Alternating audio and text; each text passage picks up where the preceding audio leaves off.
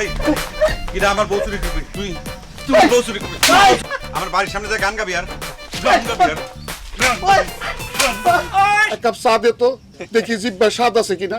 চা কিন্তু free free দেবো না নে, পয়সা দিয়ে খাওয়া লাগবে না রুহুল ভাই। সুযোগ পায়া তুইও শত্রুতা শুরু করছস না।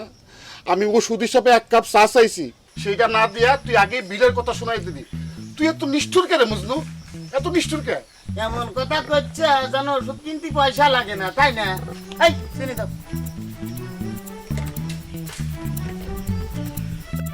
আল্লাহ রে আল্লাহ, সূর্য আজকে কোন দিক থেকে উঠেছে? হ্যাঁ, কতদিন পরে আমার দোকানে আসলে ভাই? বিয়ের পরে তো তোমার চরণধুলি দেখিনি আমার দোকানের দিকে। তোর দোকানে আসবো কেবা করে? তোর দোকান তো ফাউল লোকজন রাখা হয়েছে।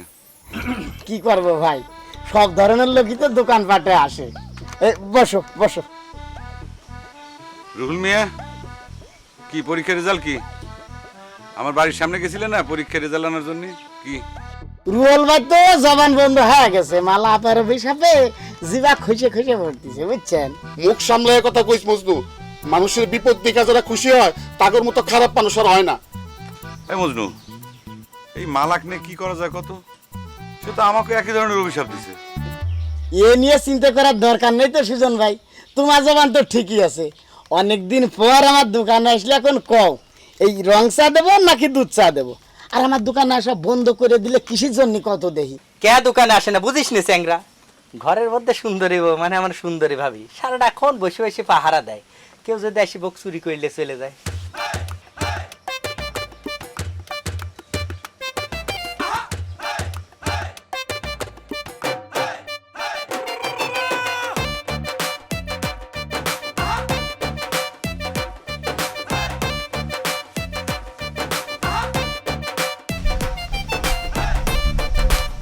এই কিরা আমার বউ চুরি করবি তুই তুই বউ চুরি করবি আমার বাড়ির সামনে যা গান গাবি আর গান গাবি আর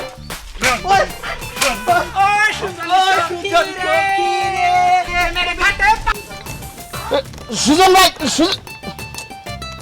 কি একটা শান্তি লাগে। আমি কিছু কই নাই, আমি কিছুই কই নাই, কিছুই কই নাই। হ্যাঁ বন্ধু দাদা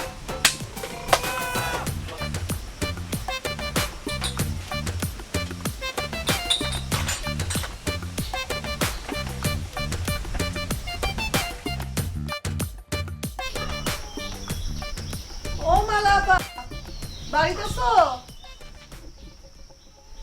কিরা? ওরে বাবা, আমি কি দেখতেছি? তুমি? আমার কি সৌভাগ্য, হ্যাঁ? তুমি আমার বাড়ির পর আইসেও, ভয় করে নাই? আসবে দিলে তোমাকে 70-এর বাড়ির। 70 বাড়ি কাউকে মালা আপা, আমি তো জানি তোমরা বন্ধু, ছোটবেলা থেকে একসাথে বড় হইছাও, লেখাপড়া করিছাও। সে তো ছোটবেলার কথা, এখন তো আমার 20 দাগ, আমার অভিশাপ না ভুলে যায়।